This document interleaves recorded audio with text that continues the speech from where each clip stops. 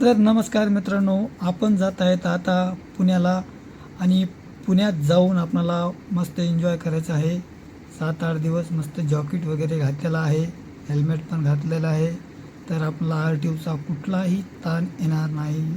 सगळे कागदपत्र घेतलेले आहेत सोबत. आणि तर चला तर आपण आज बोलणार आहोत आपल्या टी-व्ही-एस रायडरच्या बाबतीबद्दल, की गाडी कशी आहे, चालवायला कशी आहे, कम्फर्टेबल आहे का नाही, ही मायलेज किती देते किती नाही. तर मित्रांनो, मी हिचं 1 लिटर पेट्रोल टाकलं होतं. पहिलं सगळं संपू दिलं, दुसरे 1 लिटरची बाटली घेतली आणि त्या बाटलीमध्ये संपूर्ण पेट्रोल संपू दिलं. मग ॲव्हरेज निघालं आपलं 62 किलोमीटर. तर मला आता वाटलं होतं ही गाडी 3 वर्ष झाले, गाडी जुनी झाली, आता ह्या गाडीला विकून टाकावं, काही करावं. पण तरी पण म्हणलं चला आपण ह्याचं मायलेज चेक करू की किती देईल. तर मस्त ॲव्हरेज निघालेला आहे मित्रांनो. तर तुम्ही काय करा, टी-व्ही-एस रायडरचा ॲव्हरेज चेंज करा. तुम्हाला जर इका वाटत असेल तर टॉपमध्ये जे आता जे मी रोडवर चाललो ह्याच्यावर तुम्ही 70, 80, 90च्या स्पीडनं जरी गेलात तरी तुम्हाला ॲव्हरेज 60-62चं देणार आहे. तर आणि त्या रस्ता खराब वगैरे असला तर तुम्हाला 55च्या जवळपास देईल. पण कोणत्या पण रस्त्याला तुम्हाला 60चं ॲव्हरेज देऊ शकत नाही गाडी. तर ह्या गाडीचे एक मीटरमध्ये कुठं प्रॉब्लेम आला नाही, वायरिंगमध्ये. जर का तुम्हाला जर तुमची गाडीचं फ्यूल सारखं जात असेल, फ्यूज ते फ्यूजला तुमची वायरिंग कुठंतरी कट झालेली आहे आणि कुठंतरी एखाद्या जागेवर टच होत असेल तिथं चिकट टेप लावा, तुमचा प्रॉब्लेम सॉल्व्ह होऊन जाईल मित्रांनो. तर तसं तरी आपण नम्र विनंती घ्या की आपल्याला आपण 3.4K माझे व्हिडिओ फॉलोवर सबस्क्रायबर कंप्लीट केलेले आहेत. त्याबद्दल तुमच्याकडनं धन्यवाद, की आपणाला असाच प्रेम द्या.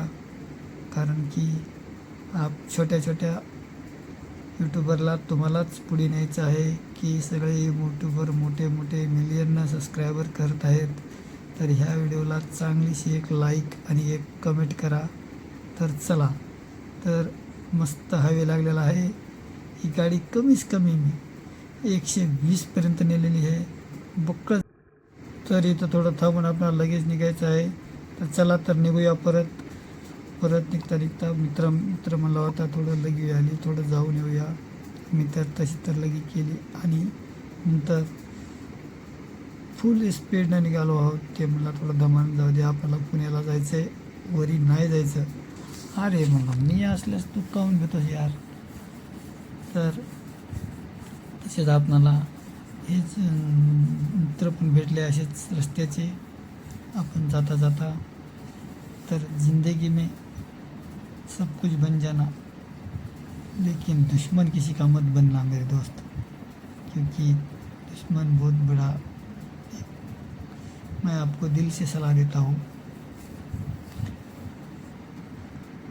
तर तुम्हाला कुठं जरी जायचं असलं तरी कोणताही क्षेत्र निवडायचा असला तर तुम्ही सगळ्याचा विचार करून निवडा.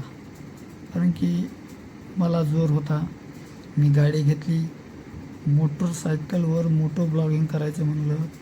तर कॅमेरा आणि गाडी घेतली. 1 वर्षानंतर असेच एका हातानं गाडी चालवून व्हिडिओ, म्हणजे जुने व्हिडिओ बघा, आणि एका हातानं गाडी चालवून मी व्हिडिओ टाकत होतो. त्यावेळेस माझा ॲक्सिडेंट झाला होता.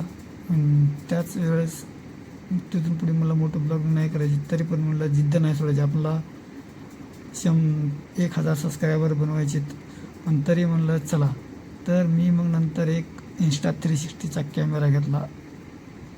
47,000 रुपयाचा मित्रांनो कॅमेरा घेतला.